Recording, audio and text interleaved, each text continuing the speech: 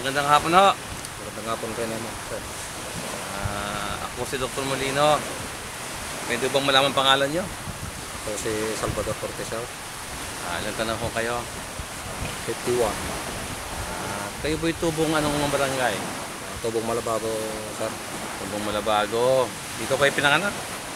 Ito, tinanganak po ako Mines. Santa Cruz, Zambales. So anong taong kayo nalipat dito sa Malabago? 1969, sir. 69 na kayo. Mga ilang taong kaya noon, 69? 69. Ibang taon lang siguro, sir. 69. Anong taong kayo pinanganak? 63. So mga 6 years old. Nandito kayo noon. Batang-bata pa kayo noon. Hindi pa kayo nag-aaral. Nung lipat kayo dito. So, itong barangay na ating kinalalagay ngayon, anong barangay ito? Malabago. Malabago, Santa Cruz. So, dito kayo lumaki. Dito na, sir. So, anong naging hanap buhay? Paano kayo lumaki dito sa Malabago? Anong inyong nakagisnan dito sa inyong barangay? Ang nakagisnan ko nung unang kuwan namin rito, ang mga magulang ko ay kumukuha ng similya ng bangus. Kumbaga sa kuwan, nagsasagap. Yung sagap, yung parang sa mga palaisdaan, similya. Marami bang nahuli nun? Marami bang ganon nung sila yung mahuli ng similya ng bangus? Ayos. Opo. Ginagawa lang naman yan pag panahon ng mga Mayo, di ba? Yes, Hunyo. sir. So maraming huli ng ganyan noon. Ngayon, ano bang gumagawa na ngayon dito?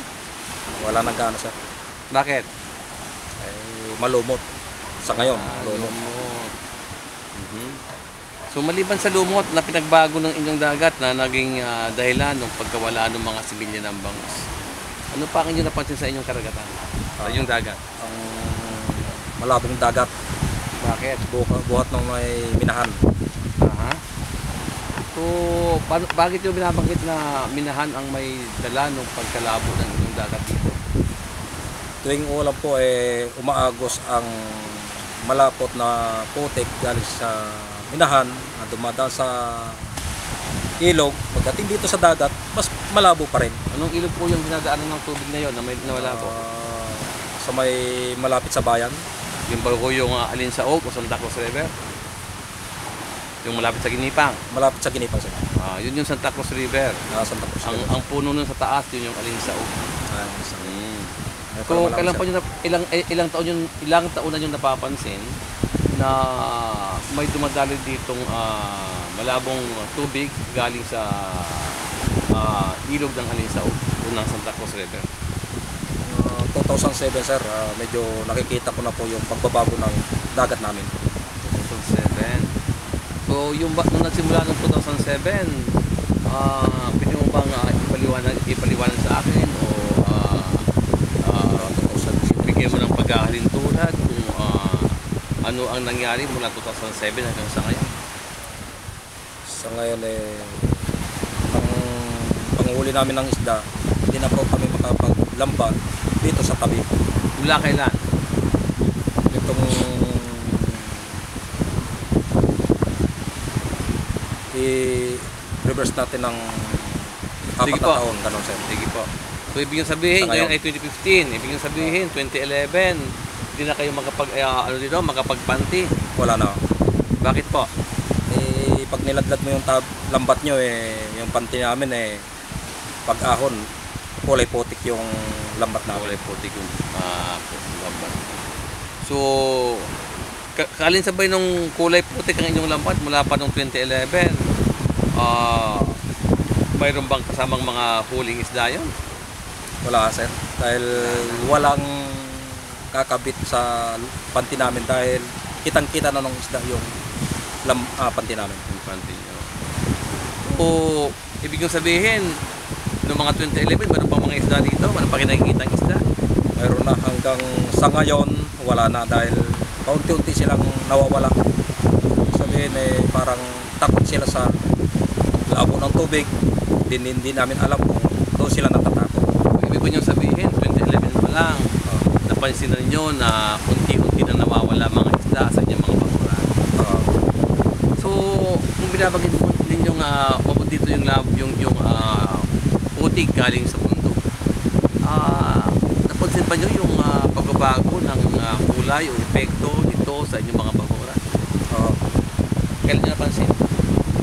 Kasabay ho ng halos isang taon lang, sir. Ano may, nung 2014 lang?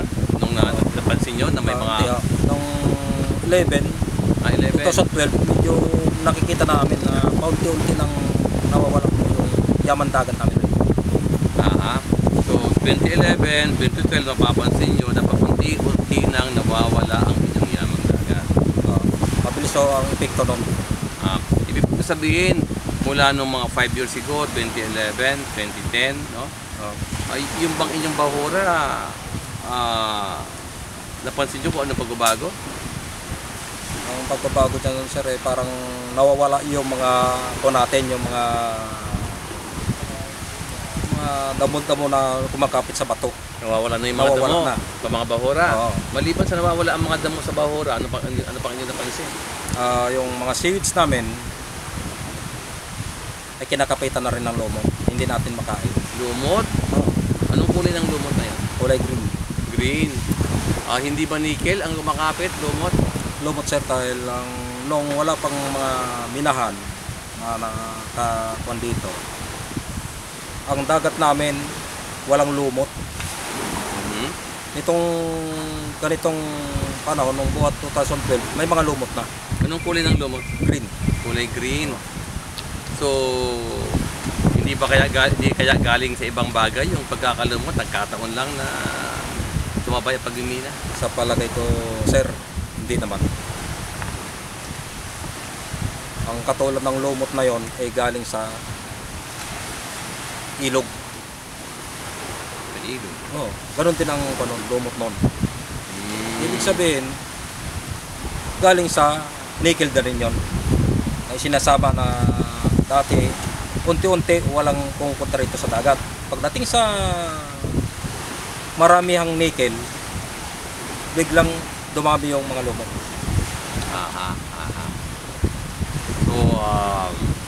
So nagka-nickel, nagkalumot, dahil nagka-nickel, nagkalumot, nawala mga isda.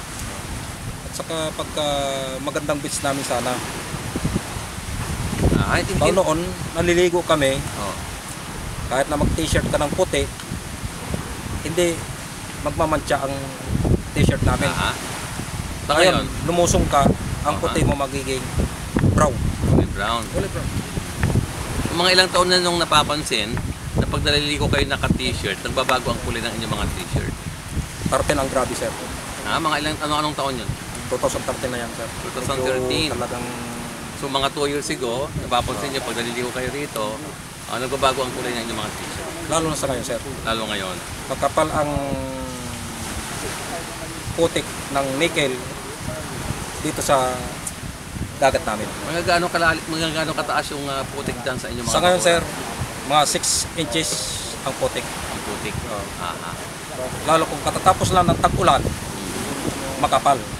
Baka umabot ng 1 foot mahigit. Mga 1 foot o Mahigit. more than 1 feet. Oh, yan, sir. More than 1 foot. Okay. So, anong epekto niyan sa inyong pangingisda? Yung pagkakaroon ng mga mga nickel laterite sa inyong mga bahura? Sir, humina ang namin. Ayaw na namin maglaot dahil sa ganyan, sir. Wala rin nahuhuli. Ayaw na kayo magpanti dahil wala na kayo nahuhuli. Wala nahuhuli. So, kahit ngayon, kailan pa kayo tumigil na magpanti dahil wala kayo nahuhuli? Buhat nung Mga ilang taon na? 2014, wala na. Inistambay ko na lang yung lambat ko. Sabit na lang. May isang taon na kayo din naglalambat. Mahigit na. May isang taon dahil wala nang huli. Wala nang huli. At kung ibinababan yung lambat, ano nangyayari sa inyong lambat? Kasi yung lambat namin, hindi na mapikinabangan sa pagka naghuli nickel. Hindi mo na mapikinabangan. Hindi mo na malilinisan yun. Nakakapit yung kulay. Kulay nickel. Dahil sa buhol ng lambat, doon nagkakaroon ng brown. Kitang-kita na ng isla yan. So ano ba kayong gustong ipanawagan sa ating gobyerno hingga sa problema ng baybay dagat nyo at ng inyong mga bahura?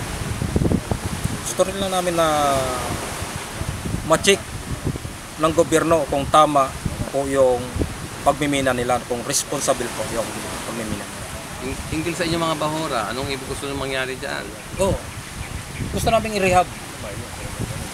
Yung po natin yung Anong gusto nyo gawin ng gobyerno dyan sa mga bahura?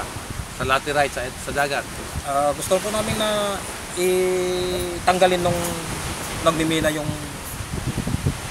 putik na yan. Perwisyo sa amin. Maliban doon, ano pa? Katulad sa amin ngayon, wala kaming hanap buhay. Sana naman kung magbigay sila ng assistance sa mga mangingisda rin. Okay.